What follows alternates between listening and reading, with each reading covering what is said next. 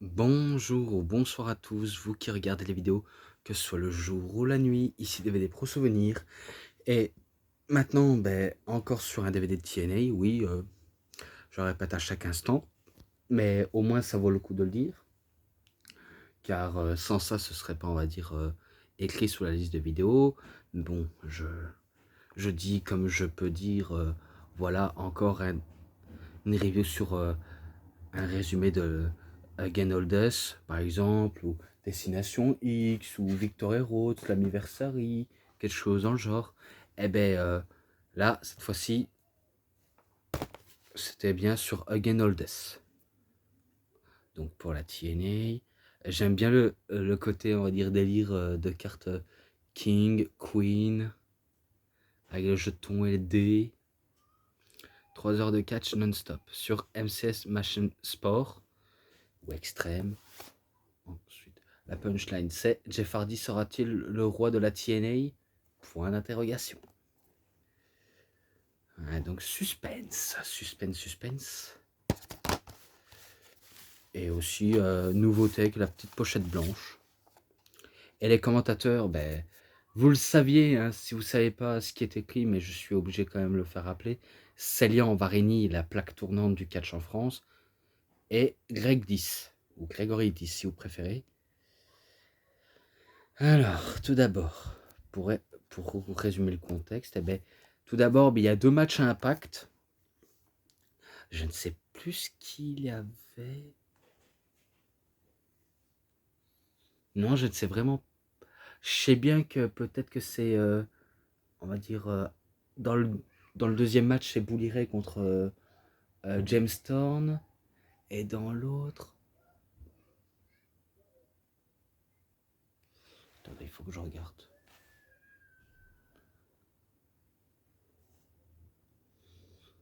Ouais, on va dire ça comme ça. Bully Ray contre James Storm. Et on peut dire il y a Jeff Hardy contre Bobby Roode, si je me trompe pas. Donc il nous hype les deux matchs pour Again All Others. Donc voilà. Pour ce qui est des 2 matchs, c'est vrai que je cite pas beaucoup, mais je crois que je pourrais les citer si jamais j'ai le temps. Mais ces 2 matchs-là, il y en a un que je vais lui mettre un 3,40 et l'autre 3,5. Donc voilà. J'espère que ça vaut le coup. Et maintenant, je passe à la carte principale. Ouais, je pars crescendo, hein, parce que j'ai pas envie trop m'attarder sur les points culminants importantes. Mais bon, vous avez compris. Donc allez, la liste des matchs. Parce qu'on n'est jamais mieux préparé que par soi-même. Il faut que je réussisse à le trouver. Allez. Ah, peut-être celui-là. Et en plus, je crois que c'est le bon. C'est pour le match pour déterminer l'aspirant numéro 1 pour le championnat de la X-Division. Zema Ion contre Jesse Sorensen. Et je pense m'y être trompé sur, on va dire la blessure de Jesse Sorensen. Ce n'est pas dans un match triple menace qui s'est, on va dire, brisé le cou. C'est lors du match face à Zema Ion qui s'est, on va dire, brisé le cou en plein match. Comme quoi, un coup quand on débute le catch, un faux mouvement, au mauvais moment, ça lâche, quoi. Ça lâche vraiment prise. Et par la suite, Jesse Sorensen, il aura beaucoup, on va dire, du mal à être mis en avant, vu comment la fédération n'est pas favorable à son sujet, malheureusement. Mais bon, pour ça, c'était un peu terrible. Mais que c'est Victor de Zema Ion, donc c'est lui l'inspirant numéro 1. Et ce match-là, 3,20. Peut-être pour la beauté du catch, mais pas parce que Jesse Sorensen s'est brisé le cou. Pardon. Donc ce n'est pas à cause que c'est ça, mais vous avez compris. Ensuite, euh, match encore simple. Pour le championnat de la télévision, de la TNA. Donc Robbie E accompagné par Robbie T contre Shannon Moore.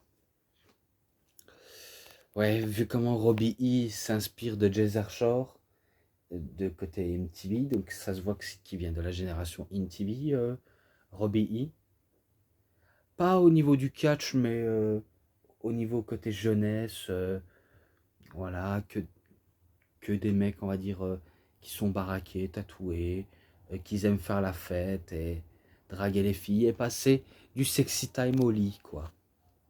Si on peut appeler ça comme ça. Donc c'est un peu ça sa gimmick à Robbie E. Et ben du coup, ben, il conserve son titre face à Shannon Moore. J'en dis pas plus, mais tout ce que je sais, c'est qu'il bat Shannon Moore. Et ce match-là, pareil, à 3,20. Et pareil pour le match féminin, hein. Donc oui, je sais. Mais c'était pas mal aussi pour le match féminin, honnêtement. Donc c'était pour le championnat féminin des knockouts. Et Gail Kim, c'était la championne. Je me rappelle des nombreuses, on va dire, clashs que fait Célian Varini envers, on va dire, les faces. Et Gregory Dis qui protège les faces tout en se retournant contre les heels. Et que Varini, lui, c'est plus du côté j'adore jouer le méchant, quoi. Donc en commentaire, c'est un peu comme Christophe Ajus et Philippe Chéreau, hein. Au commentaire, ça se voit que y en a toujours un qui est favorable à être face ou heel, toujours dans le feu de l'action.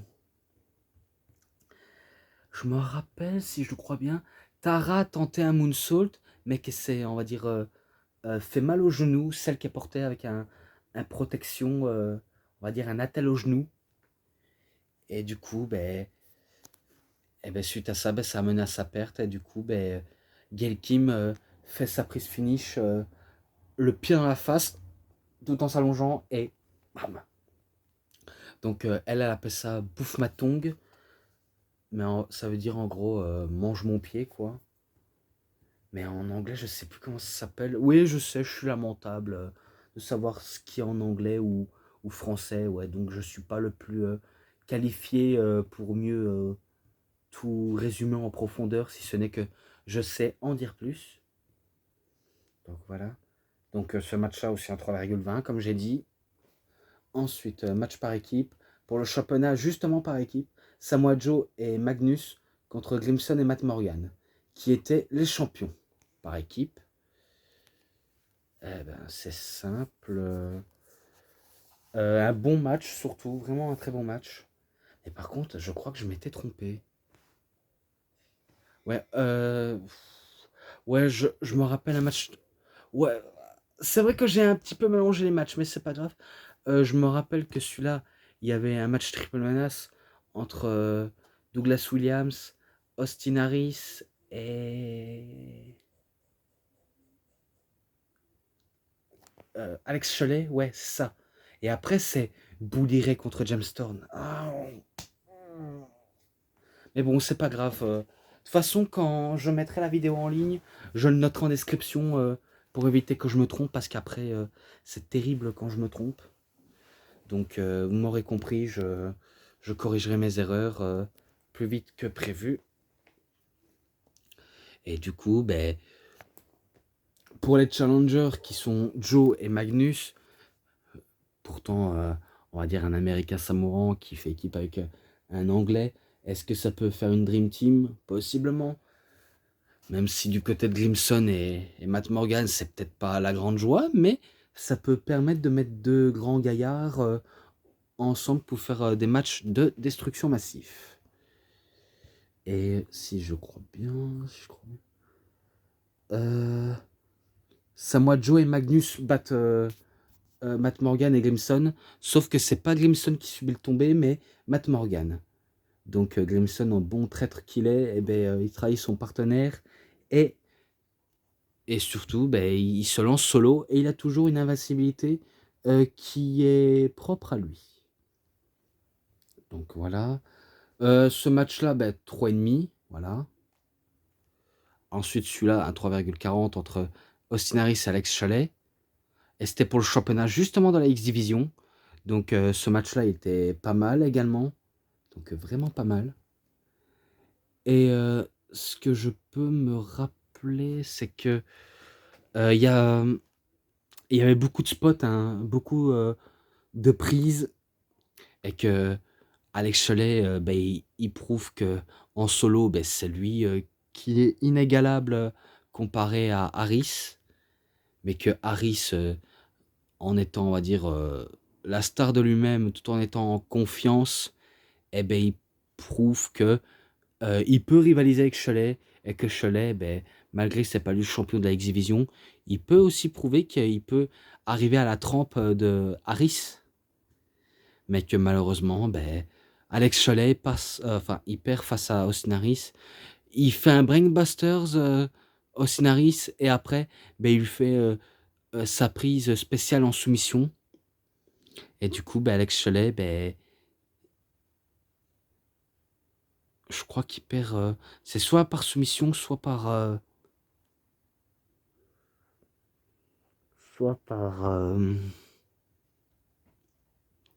tombée. Ouais, donc c'est pas grave. Donc c'est victoire quand même d'Austin Harris. Et comme j'ai dit, 3,40. Et celui-là, pareil également entre Kazarian et AJ Styles. Donc oui, Frankie Kazarian contre AJ Styles. Celui-là aussi, ça a été un très bon match.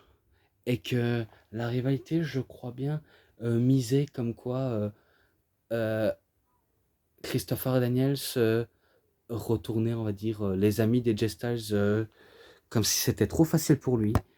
Car pour lui, tromper sa famille pour une présidente de la fédération, ce n'est pas, on va dire, considéré comme un ami pour, allez, Christopher Daniels. Donc il veut lui implanter des petits doutes dans le cerveau de AJ. Et du coup, AJ, vu comment il essaie de prouver à quel point que tout ça, on va dire, n'est que des rumeurs, ou encore tout ça n'était que, on va dire, pour faire chanter AJ Styles.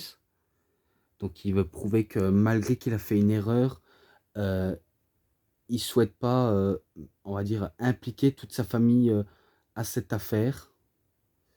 Donc il compte bien rester exemplaire. Mais malheureusement, suite à une distraction de Christopher Daniels qui était à l'extérieur du ring, je me rappelle que AJ aura beau se défendre. Par exemple, je me rappelle un Sai Saut qu'il effectuait, et qu'après, Frankie Kazarian, il profite de moments de faiblesse de AJ Styles et il bat le phénoménal. Donc il bat par tombée, et, euh, et comme j'ai dit, un 3,40. Et celui-là, il est loin d'être bon.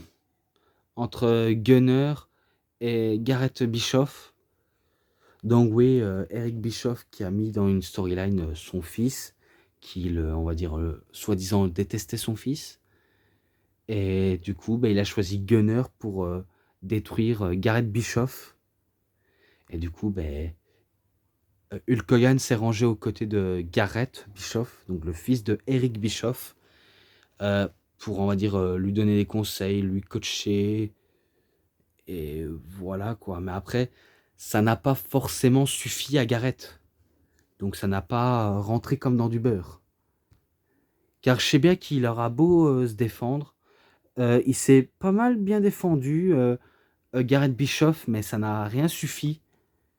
Et du coup, Gunner, il va quand même s'amuser avec lui. Mais que Garrett, à chaque fois dans les moments de comeback, il revient, et il a le soutien de la foule.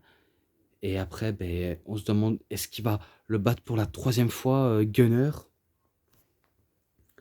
Mais malheureusement, la troisième fois va lui passer sous le nez, car c'est Gunner qui bat Garrett. Et du coup, ce match-là, je lui mets un 3,10. Et voilà quoi. Après, le main event cette fois-ci, donc un match à 4 pour le championnat du monde poids lourd de la TNA, avec Sting en tant que spécial renforceur. Ouais, invité spécial, renforceur, ce que vous voulez.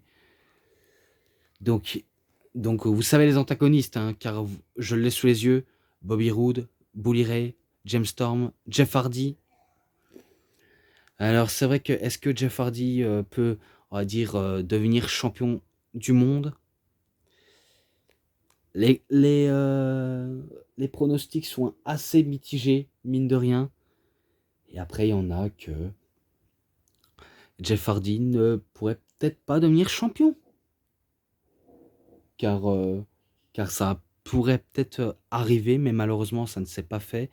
Et que je me rappelle après qu'ils se sont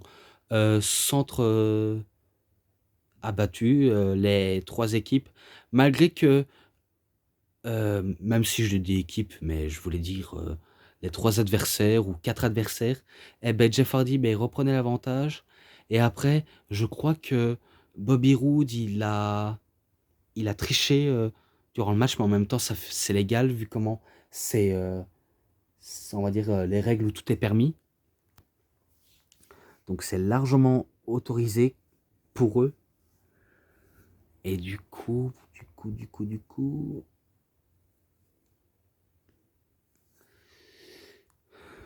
je me rappelle un coup qu'il a mis KO Jeff Hardy, Bobby Roode.